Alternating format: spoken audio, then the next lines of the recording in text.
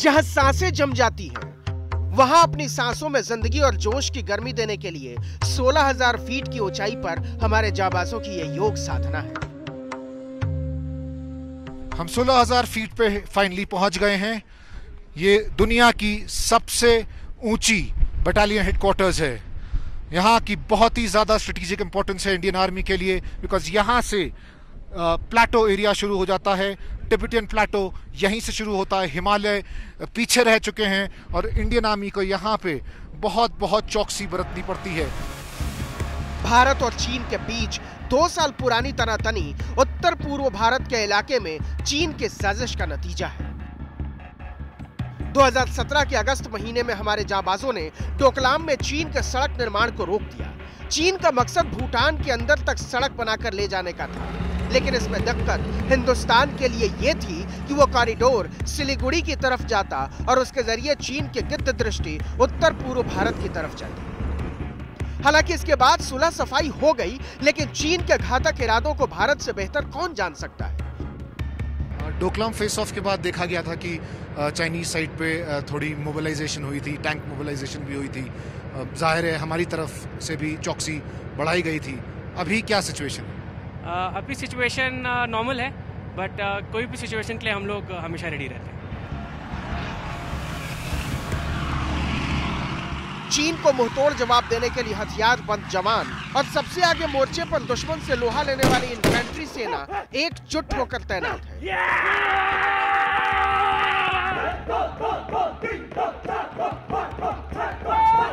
यहां तक कि बोफोर्स के तोप भी दुश्मन की किसी भी नापाक चाल का मुंहतोड़ जवाब देने को तैयार हैं, जिन्होंने करगिल के युद्ध में पाकिस्तान के छक्के छुड़ा दिए थे।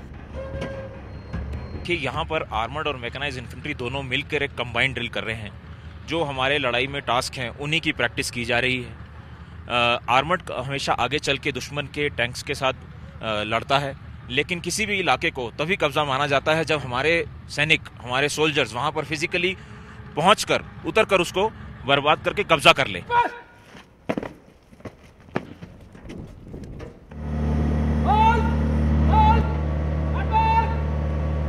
गन है नॉर्थ सिक्किम में, जहाँ पे इंडियन आर्मी के आर्टिलरी के जवान ये ड्रिल कर रहे हैं। इस ड्रिल का मकसद है कि हर समय सेना के जवान बैटल रेडी रहें, किसी भी तरह की इमरजेंसी के लिए उनके पास फायर पावर हो।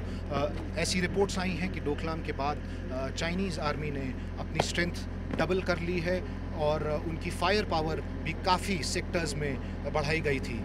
इसके चलते इंडियन आर्मी ने भी चौकसी बढ़ा दी है।